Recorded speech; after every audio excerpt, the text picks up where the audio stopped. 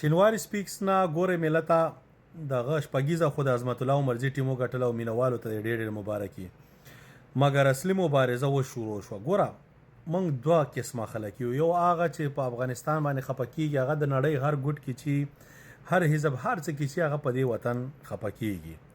یو هغه دی که پخوا به د اصغرم مینوالو، نن بې ځایه د شاهدي مینوال دی، وایي این کرم که بین کرم او دا پټی به شین کرم. بس یې چې نه دا شاهدي ده بس یې موږ شاهدي مایدي اصغر هیڅ چا سره دا شخصي دغه نه لرو دره او نه دی ګونګي زادران. ګوره زادران دي که هر قوم دی د افغانستان که نه د دې وطن بچي دي په ما ګران دي قربان سم. مګر دغسې خلک د خپل هم قوم شرموي هم وطن شرموي. نو مبارزه اوس شروع کیږي. دغه پلیران دغه د غریب سړي بچي چې په دې شپږیزه کې خپل پرفارمنس یې ورکړ. ګوره بهترین مثال یې دغه نور رحمان دی.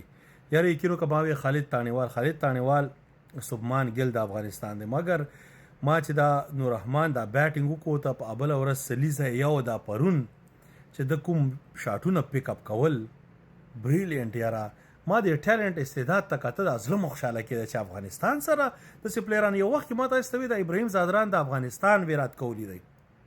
ګوره د هندوستان ویرات کوهلی خپل لیول خپل دغه دی، خو دا د افغانستان د پاره دی. همداسې دا پلیر ته چې وګورم دا سالډ ډیفنس. مجیب از ا ورلډ کلاس سپینر، هغه ټولې دنیا لیګونو کې هغه بالینګ کړی دی هر څه، او داسې لوبوا بیا فاست بالر. مطلب ټیلنټ هغه ځانو خوده. دا ټیلنټ غریب په بینچ ناستو. شرف الدین اشرف اوپننګ کاوه، خود مجبور یو یعنې چې دغه خلکو غم را سره نه وای نو هم مونږ اوس په هر ځای کې دا کرکټ بورډ خدا خو د چمچو همیشه مرکز دی. دلته خو چې تا دوه ټکي د چاپلوسي وکړه دا به ټول تبه خان شو. بیا شینواری سپیکس ته خو دوی تیار نهسي چې خدای پاکه چې په هره طریقې چې دا مونږ ځان سره یو ځای کړو. وروره څه ضرورت دی؟ زه تاسې سره یم، صرف د افغانستان ښه ټیم سلیکشن وکئ. زه تاسې ته دام نه یم چې ته په دې وطن کې چور کوئ. کینې مفسدین چې دي دا لعنت الله علی المفسدین، زه دوی ډېر سخت خلاف یم د فساد کوونکو. مګر بیا هم دا د څه نیم ځکه دې وطن کې دا اوس چې حاکمان دي دوی هغه خلک وبخل چې هغه د بخلو قابل نو مفسدینو. وطن یې چور کړی، د وطن د غریبو مال یې چور کړی. نو که تاسې هم چور کوئ تاسې به هم بخیل کېږئ. دا همداسې سیټ شوه دا سلسله. نو ځکه زه تاسې سره په دې نه چېړم چې تا یو 100 روپۍ 1500 زر 15,000 ډالر جب کې واچولم.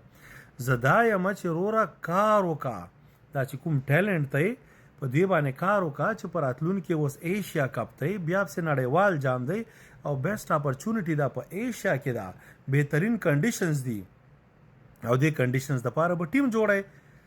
خلک یې فاست بالران ګوره په دې بار ته بیا بېله ویډیو کوم، یو پوښتنه باندې پکې کومه چې شپږیزه کې فاست بالر ولې نه را پیدا کېږي. یو نیم راشي خلک یې تا ته څه معلومات دی چې 145 پلس دی؟ خوار چې 150 پلس ته شوی بختر غوندې را پیدا کا چې په پنجاب کې پیدا کېږي، ټوله ورځ پنجاب سې خبرې کوي، دال خوري. ته خوار شي شی ته چې دومره غوښه خور یا داسې مضبوط سړی خو چې هغه 150 سپیډ 155 شپېته ولید ته خو زیات وله خوار شي. خو ګوره دا ګز او دا میدان نو مشکل دا دی چې دا را پرېږدي نه.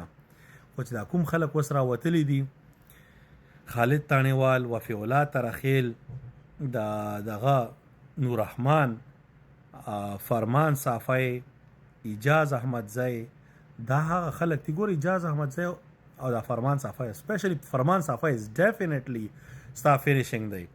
دنیا کې هر ځای کې چې کوم لیفټ هینډر چې د چا لونډر چې هغه لیفټ هینډ بیټینګ کوي او رائټ آرم بالینګ کوي، هغه په ټوله دنیا هغه که زیمبابوې سره پیدا شوی دی.